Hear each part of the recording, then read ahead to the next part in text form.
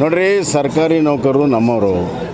ಅವರ ವೇತನ ಪರೀಕ್ಷಣೆ ಮಾಡೋದಕ್ಕೆ 7ನೇ ವೇತನ ಆಯೋಗವನ್ನು ರಚನೆ ಮಾಡಿದ್ದು ನಾವೇ.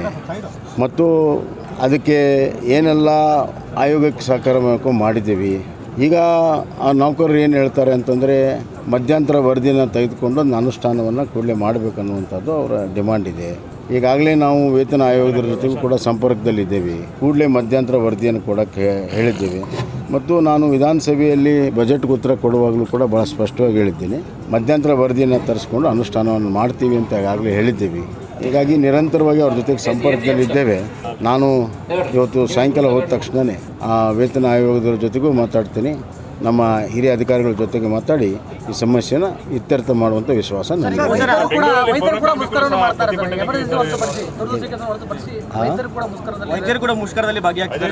ಸಹಜವಾಗಿ ಎಲ್ಲವೂ ಕೂಡ ನಾಳೆ ಬಗೆಹರಿದ ವಿಶ್ವಾಸ ನನಗೆ.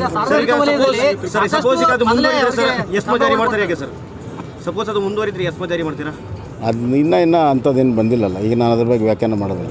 ಸಾರ್ವಜನಿಕ ವಲಯದಲ್ಲಿ ಸಾಕಷ್ಟು ಈಗಾಗಲೇ ಸರ್ಕಾರಿ ನೌಕರಿಗೆ ಸಂಬಳವನ್ನು ಕೊಡ್ತಾ ಇದ್ದಾರೆ. ಕೆಲಸ ಮಾಡೋದೇ ಕಡಿಮೆ, ಅವರು ಮತ್ತೆ ಯಾಕೆ ಸಂಬಳವನ್ನು ಕೊಡ್ತಾ ಇದ್ದಾರೆ, ಹೆಚ್ಚಿಗೆ ಕೊಡೋದು ಅನ್ನೋದು ಸಾರ್ವಜನಿಕ ವಲಯದಲ್ಲಿ ಚರ್ಚೆ ಆಗ್ತಾ ಇದೆ.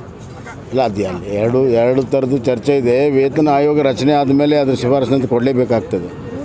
ಆ ದಾರಿಯಲ್ಲೇ ನಾವಿದ್ದೀವಿ. ಸರ್ ಇದ್ರ ಜೊತೆಗೆ ಕಾಂಗ್ರೆಸ್ ಪಕ್ಷದವರು ಇವತ್ತು ಪತ್ರಿಕಾಗೋಷ್ಠಿ ಮಾಡಿದ್ದಾರೆ.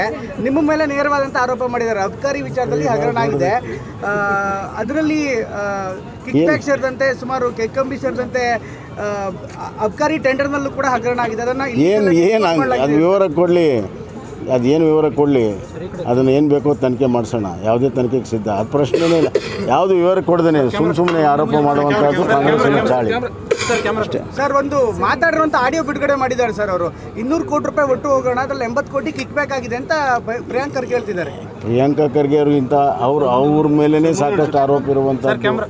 ಆ PSI ನೌಕರಿ ಮಾಡೋದರಲ್ಲಿ ಅವ್ರವೇ ಸಾಕಷ್ಟು ಇದ್ದಾವೆ. ಪ್ರಶ್ನೆ ಏನಂದರೆ ಅವ್ರು ಏನು ವಿವರ ಇದೆ ಕೊಡಲಿ. ಎಲ್ಲಕ್ಕಿಂತ ಹೆಚ್ಚಾಗಿ ಈಗ ಲೋಕಾಯುಕ್ತ ನಾವು ಮಾಡಿದ್ದೇವೆ. ಲೋಕಾಯುಕ್ತದಿಂದ ಕಂಪ್ಲೇಂಟ್ ಕೊಡಲಿ, ತನಿಖೆ ಆಗ್ತದೆ.